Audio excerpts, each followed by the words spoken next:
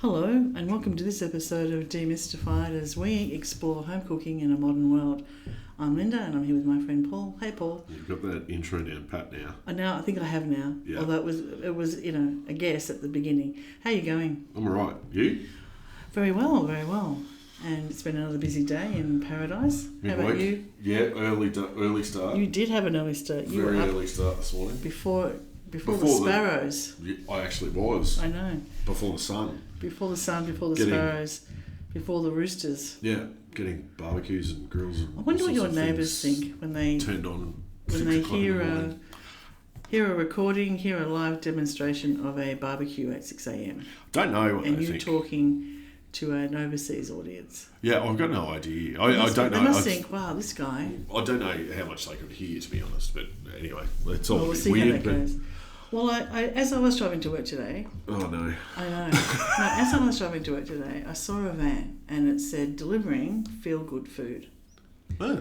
And I thought, I think that might be a brand, I'm not sure. We're not related to that brand. But it occurred to me that one thing we've never talked about, you or I, Oh no. is comfort food. The feel-good food that you eat or that you prepare. And what even is feel-good food? Well, So that's another Pandora's box. No, just but I been just thought opened. and it made me feel like, when I saw the sign on the van, I thought, feel good food, how happy is that? That is nice. Imagine working for that company. I'm delivering feel good food. Because I know that we've had this chat about Sydney Road, Brunswick. There's a place that says very good falafel. Yes, I like that. Yeah, I like that. Yeah. I've never been there, but I love a place that says very good. Not great, We're not terrible, we're very good. Yeah, I think we've talked about this too because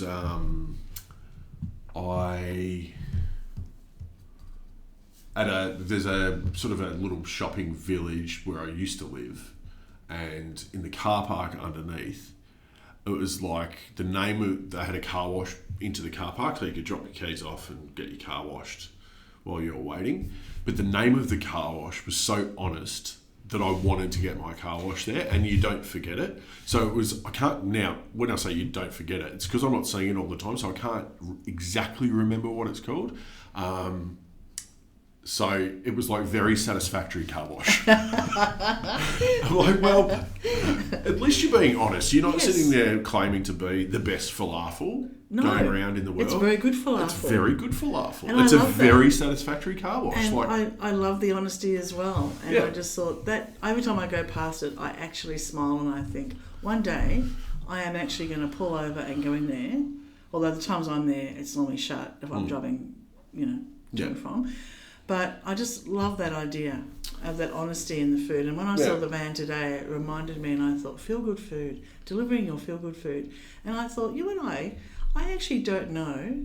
Out of all the years I've known you, I actually don't know what your comfort food might be. And I somehow suspect you don't actually have anything other than Madeira cake. Yes, I do. I don't think you have any. Oh, no, I do. Oh, do you? But see, and I think this is where the fine line there's a bit of a fine line between what is comfort food and what is like lazy, not cooking, but cooking sort of.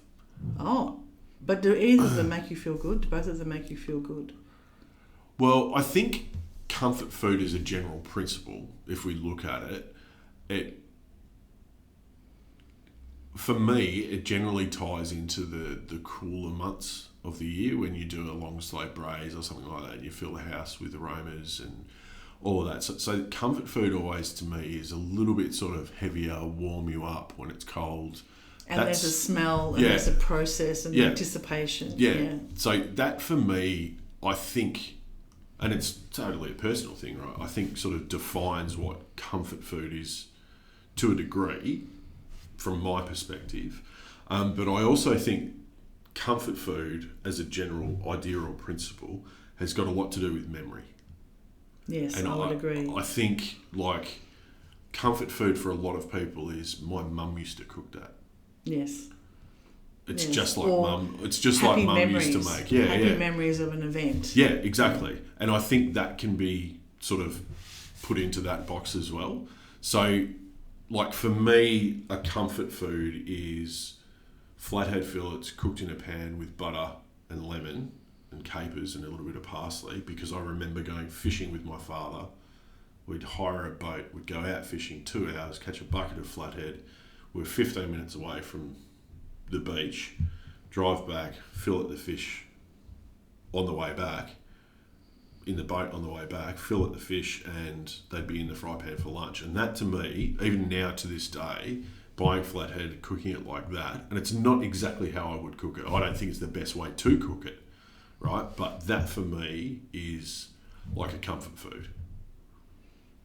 But then again, on the other side of things, spending so many years in restaurants and being surrounded by different levels of cuisine, if you like, if you want to call it that, and different types of cuisine.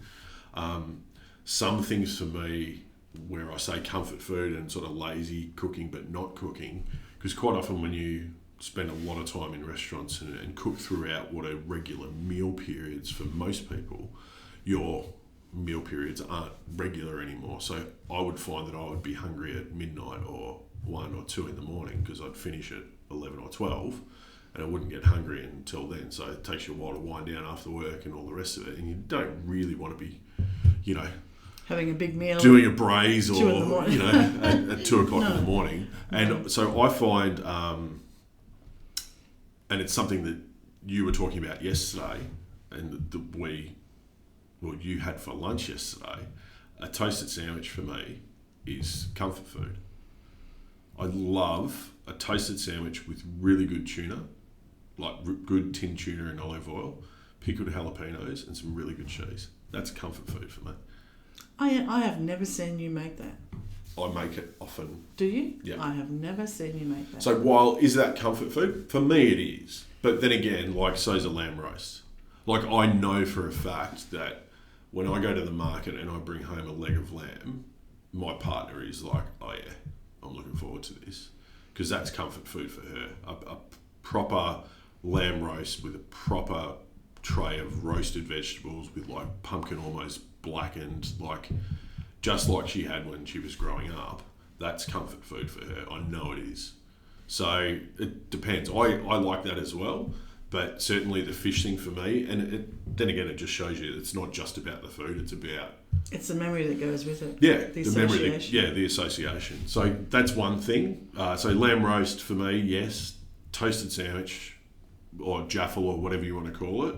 I think American friends would call it like a melt or something. So toasted sandwich with tuna, pickled jalapenos, and some good cheese. So I use good things in my toasted sandwiches, and I will generally do them in a fry pan. I prefer them done in a fry pan versus a press. I don't think they're very good in a press.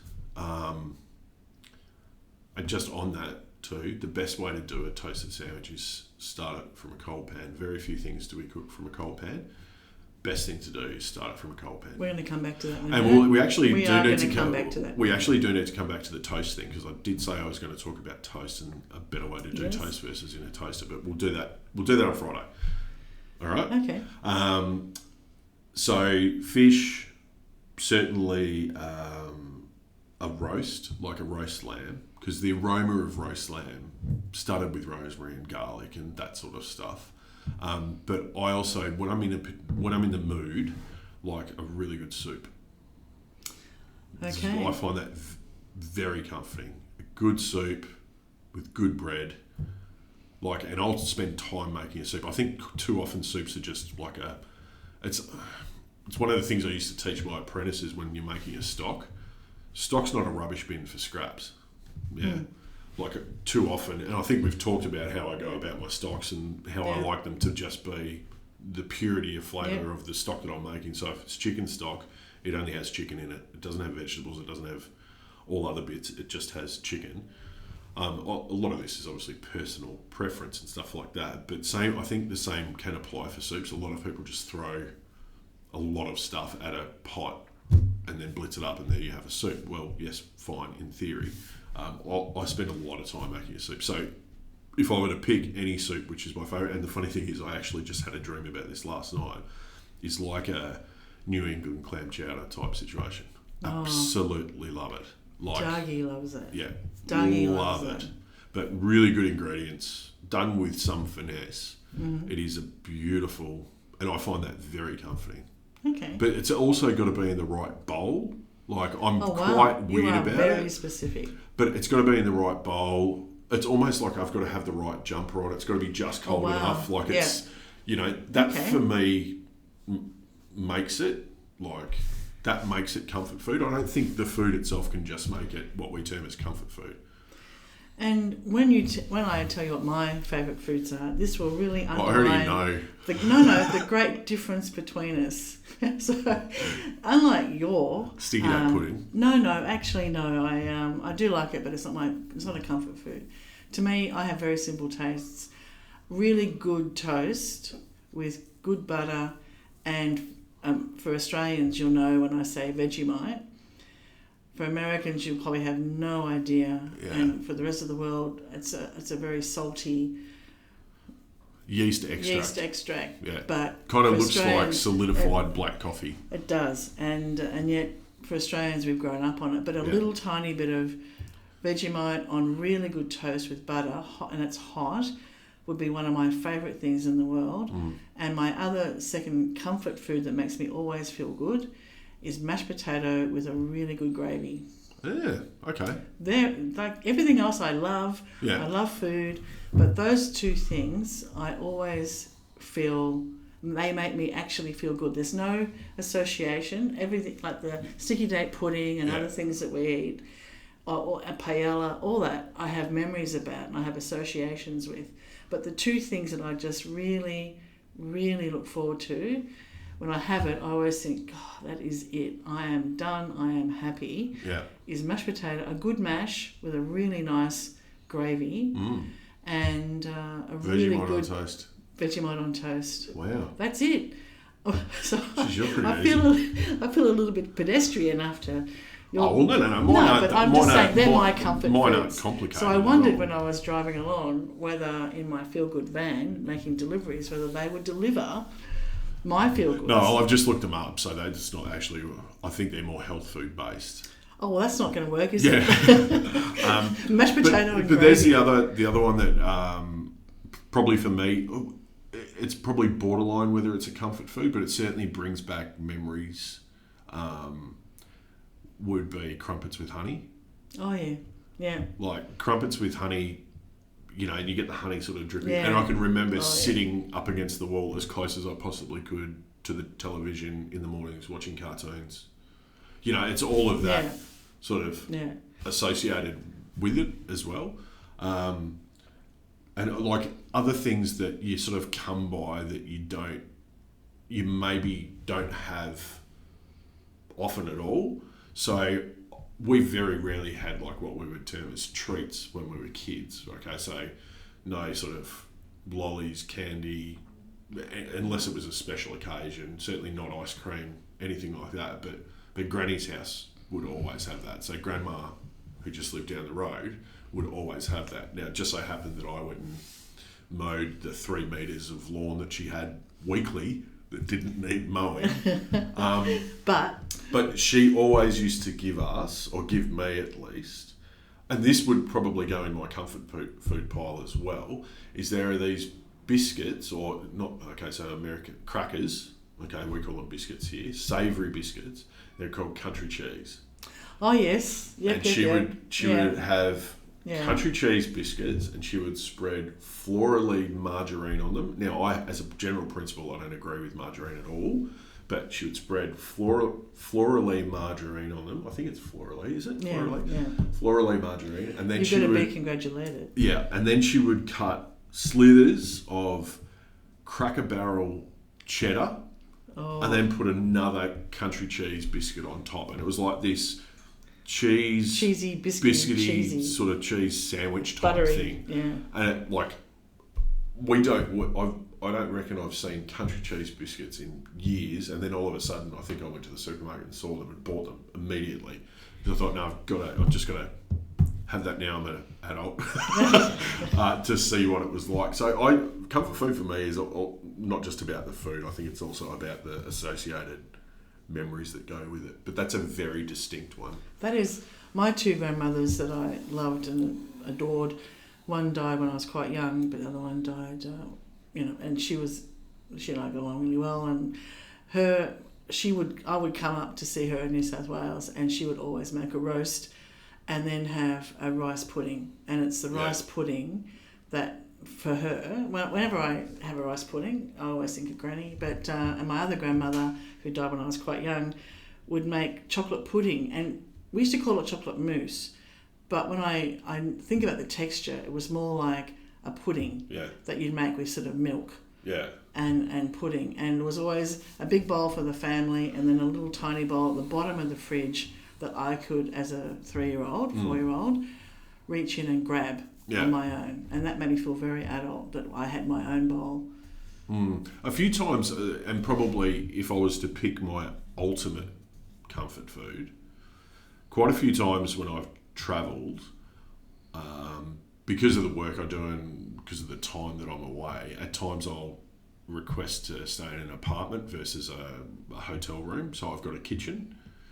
And so my ultimate comfort food when I'm by myself, so it's different, right? When I'm by myself, my ultimate comfort food is I will go and buy some rocket or some arugula, whatever you want to call it, some Parmesan cheese, olive oil, balsamic vinegar. I'll make a salad out of that, so very simple. I'll get a really nice piece of steak, whatever, some green peppercorns, a little bit of red wine, and the only sort of thing that I don't cook from scratch, but I have to have with that meal is tater tots or potato gems. Oh, potato. So I will have... Potato tots, well, hang on. I will There's have... a whole new level of potato love there. I will have a rocket salad, steak with green peppercorn sauce and potato gems, we call them here, they're tater tots overseas. And I reckon if I was to sort of pick anything that I've talked about, that would be comfort food for me, especially if I've been away for a long time. So when I've gone away for a long time, I'll make the effort to go and shop and just sit in the apartment and cook that and go, yeah, that's exactly what I want. Like, it is very comforting to me. And at times when I've been ill and stuff like that, my partner has actually made that.